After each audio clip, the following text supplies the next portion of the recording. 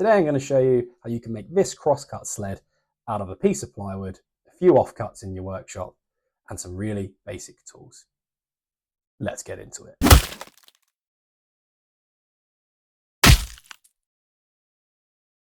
This is my first table saw, and although I'm really enjoying getting to grips with it and learning all the different cuts I can do, well, the mitre gauge that comes with it isn't the best. It's really flimsy and it wobbles round in the mitre track, which isn't great and makes me inaccurate. So let's make a new one right now. The first thing you're going to do is get yourself some plywood. I'm using an 8 foot by 4 foot sheet here, or a 2.4 metre by 1.2 metre for people using the metric system. Although I had already used a little bit of this to make this straight edge guide for my circular saw that you can see here. So now I needed to use that guide to re-rip a straight edge back onto my plywood itself. So what I did was clamp the new jig on and then proceed to start cutting. However, pro tip, make sure your batteries are charged. Otherwise, it will run out 10 inches into the cut, like mine did here. Yeah, so after a quick charge and dealing with the embarrassment of what just happened to me, I proceeded to then go back and rip a straight edge onto my plywood sheet. To be fair, the jig worked really well and I was super happy with it. If you guys want to know how to make one of these, let me know and I will make a video about it because it works fantastically. But back to the crosscut sled. So now that you've got your sheet of plywood, you need to measure your saw, whether that's a job site saw or whatever it may be, measure it specifically to what your saw is and then knock a few inches off the depth because you want the sled to be able to slide back and forth and not fall off. Then just transfer these measurements onto your plywood sheet, which you can see me doing here. I was super careful about this and I think it pays to take your time and then use the square and a known straight edge level in this example to draw a nice straight line before pulling out my circular saw sled again and cutting this nice and straight. And again, you can see me being extra cautious here and using a square to make sure everything's level. This is really important because although this is easy to build, it's important to be accurate so you can then use it to create accurate work.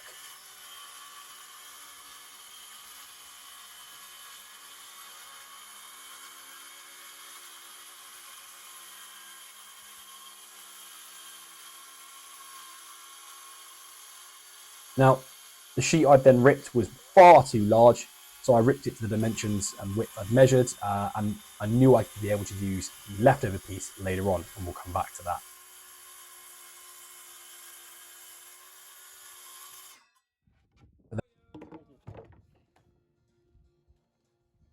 And as you can see here, this is mostly down to the right size now, and I then used the factory edge to line up against the fence of my table saw, and then ripped it to the exact width I needed to be for the flat surface of the table saw itself.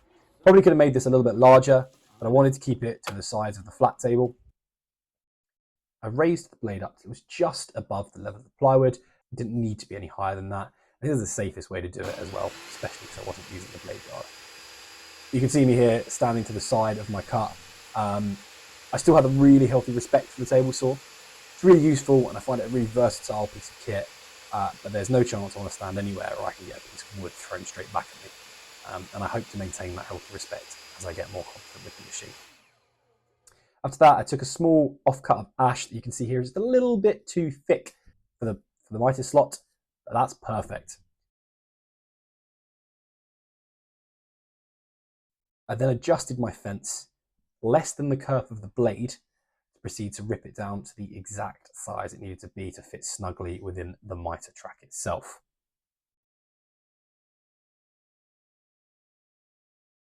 Just going to interject here. I was really uncomfortable with this cut. Really, really uncomfortable.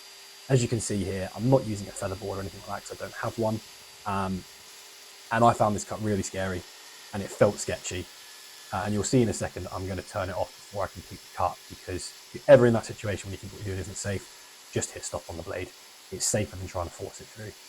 New rule from me, I've got the money to buy something like a table saw, got the money to splash out an extra few pennies on a micro jig gripper. Because as you'll see now, this push stick was getting far too close to the blade and I was really, really uncomfortable with it. So I just shut the saw off. Safety first, always.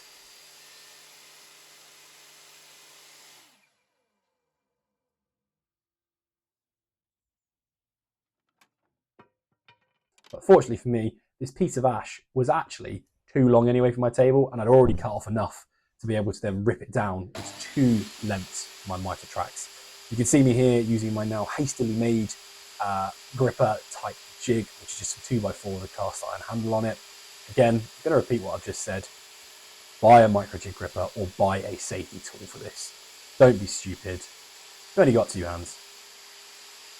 You can always buy more equipment.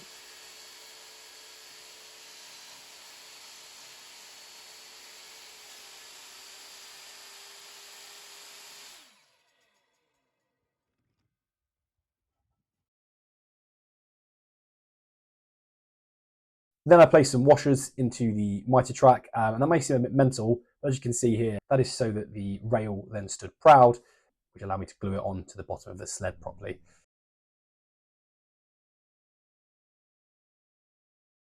My shaky hands here are putting on some wood glue, and then a tiny bit of CA glue or super glue over here in the UK, as we refer to it.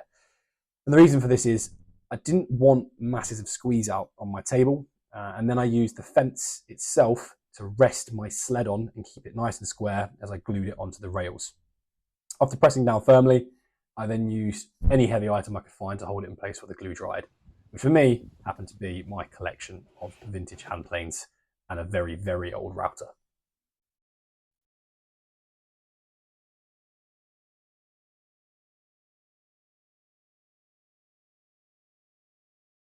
Once all that had dried then, I took all the heavy objects off and had a quick look, check it worked, check it had glued up nicely, and obviously this will be the point where you check as well that it fits happily in the rails and will slide back and forth. Next step then, you need to make your fences. Now that offcut I had from earlier allowed me to rip down 4-inch tall pieces of wood that I would then double up to make the front and rear fence for the sled itself. Although they were ever so slightly too long, so I just cut those quickly down to size. But I'm going to find a use for those offcuts as well. And then proceeded to glue these up into batches of 2. Here I am using my patented hand glue spreading technique. Newsflash, it's not very efficient. Just get a foam roller or a spreader or something that's better than your hand. Took quite a lot of care here when gluing these together, as you can see as I'm gingerly applying these clamps, to try and keep the pieces as flush as possible. And that's because I wanted minimum squeeze out and minimum slip so that the fence could sit nice and flat on the sled without me having to plane it down or take any more off. It worked out really well, actually, and I'm really pleased with how this went and the fit. Whilst it dried though, I quickly cut the excess parts of the rails off of my sled.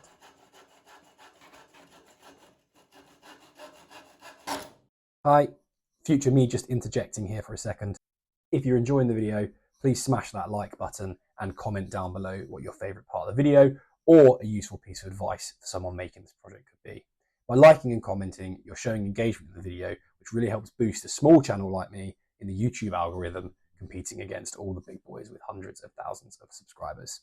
Speaking of subscribing, if you aren't subscribed already, please consider subscribing to the channel. I push out videos every other week about the basics of woodworking and my development as a woodworker, talking about both vintage hand tools and hand tool woodworking and power tool builds. Additionally, I also occasionally do reviews on budget tools so you can see if what you're buying is worth your money. Thanks very much. Let's get back to the video. With it all dry, the next step is fairly simple. Just drill some holes and countersink them into the bed of the sled, and then you can place your back fence on and secure it with screws. You don't need to be too fussy about this. It can be relatively square. It doesn't have to be perfectly square because it's actually there for stability and to provide structure to the sled, not for any other reason. So it's the front fence that's going to be more critical. We'll come on to that in a minute. However, when driving your screws, please take care not to split the wood like I did here, which I then subsequently had to fix off camera, which wasn't ideal.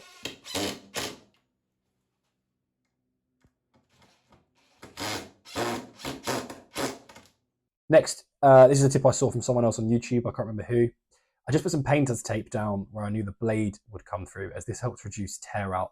And the idea here of what you're going to do is just raise the blade so it's ever so slightly above the base piece of plywood you're using for your sled, and then using the rails you put on, push your sled through and create a curved cut so you know where the blade is going to run. Just do it about 3/4 of the way down, like I am here. It's also a good job I doubled up my tape, because as you can see, I didn't put it down accurately.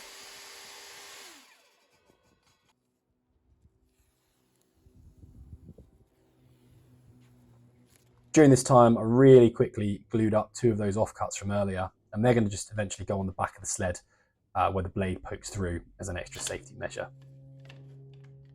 I then took my front fence and beveled the edge of it using my hand plane. Yes, I could have used any multitude of tools for this. My hand plane was closest and I grabbed it. Thankfully, my plane was nice and sharp. The reason for this is it just stops dust and other crap getting underneath the fence when you're using it. So do this to yours as well. Then we're back to drilling more holes, and this is where the critical measurement part comes in. So place your fence gently onto your table saw sled and then put 1 screw in one end and go no further. The reason for this is the only critical measurement you need to get on the entire thing. Raise your blade back up through the kerf that you cut earlier. Then take a square and check your fence for square against the blade on both sides of the blade.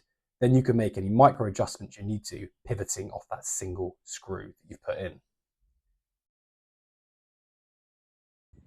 Once you've done this, take a pencil and just mark where this line is, because as you drop your blade back down into the sled and then pull the sled off of the table to secure it in place, you may knock it slightly. When you're happy it's in place, clamp it down and then drive in 1 more screw on the opposite side to what you've done already, because then you can recheck just in case you have knocked that fence, adjust it accordingly and drive the screw into place. When you're happy, you can then put the remainder of the screws into your sled. At this point, add any additional safety measures you're going to. Like I said, I added on this extra block where the blade exits the fence near where my hands could be, and I made sure the screws were nowhere near where the blade was going to come out either. After that, it's time to check if you've made this properly. So here I am just running a piece of 2x4 through, really quick crosscut, and then checking it with something I know was square, in this case my combination square, and as you can see, it's a lovely job. If you've reached this point as well, well done, your crosscut sled is ready. So now all I'm doing is just breaking the edges and rounding over the corners just to make it a little bit more ergonomic and nice to handle. You don't have to do this, but I am. You may notice here that I'm wearing a different dust mask than I was for the rest of the video. And that's because the small, tiny particles that are kicked out by things like sanding are so dangerous. I have made a video about this and I'll link it in the top right now for you. But basically, this dust mask pumps circulated, filtered air through to me, and it's a really amazing piece of kit. Both this and the table saw are made by Rutland's, and I'll post a link to those in the description below in case you want to check them out for yourself. But with that, this is done. I don't think there's a quicker, easier, or simpler way to build a crosscut sled. I think this is really effective and does exactly what it says on the tin. It's going to allow you to use your table saw to make repeated, accurate cuts in a safe manner, keeping your hand well away from the blade. And hopefully for many awesome builds to come. Thank you so much for watching. Like I said earlier, please like, share, and comment on this video to help get it into the YouTube algorithm. And if you haven't already, I'd love it if you could subscribe to my channel. Thank you again for watching, and I'll see you on the next video. Cheers.